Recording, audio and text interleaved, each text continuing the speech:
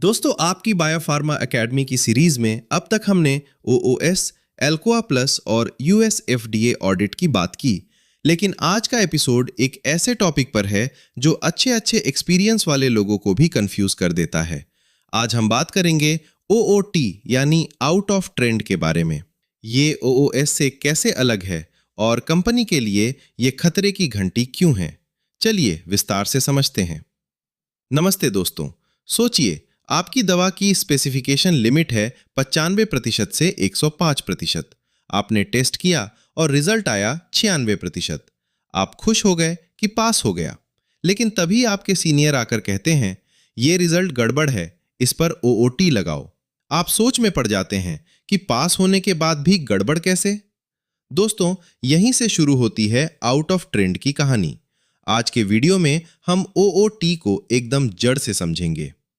ओओटी का मतलब है आउट ऑफ ट्रेंड। जैसा कि नाम से पता चलता है, यह स्पेसिफिकेशन के बारे में नहीं बल्कि पैटर्न के बारे में है। एक आसान एग्जाम्पल, मान लीजिए पिछले 5 बैच का रिजल्ट 99%, 98%, 100% आ रहा था, लेकिन अचानक छठे बैच का रिजल्ट 96% आ गया। अब ध्यान दीजिए, 96% अभी भी पास है क्योंकि लिमिट 95% है, लेकिन यह पिछले रिकॉर्ड से मेल नहीं खा रहा। इसे ही हम कहते हैं आउट ऑफ ट्रेंड।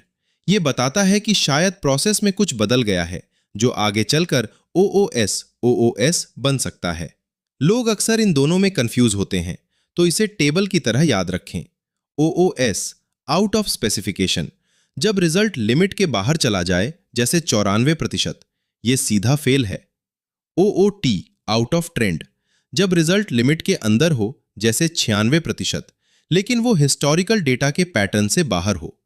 ओओएस बताता है कि प्रॉब्लम आ चुकी है, जबकि ओओटी एक अर्ली वार्निंग सिस्टम है जो बताता है कि प्रॉब्लम आने वाली है। जब ओओटी आता है तो हमें स्टेबिलिटी डेटा चेक करना पड़ता है। हम देखते हैं कि क्या दवा वक्त के साथ खराब हो रही है। अगर ओओटी को इग्नोर किया गया तो यूएस एफडीए ऑडिट में इसे लैक ऑफ प्रोसेस कंट्रोल माना जाता है, जो कंपनी के लिए बहुत बड़ा रिस्क है।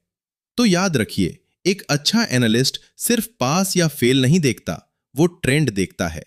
अगर आप इंटरव्यू में ओओटी और ओओएस का ये फर्क समझा पाएं, तो आपका सिलेक्शन कोई नहीं रोक सकता।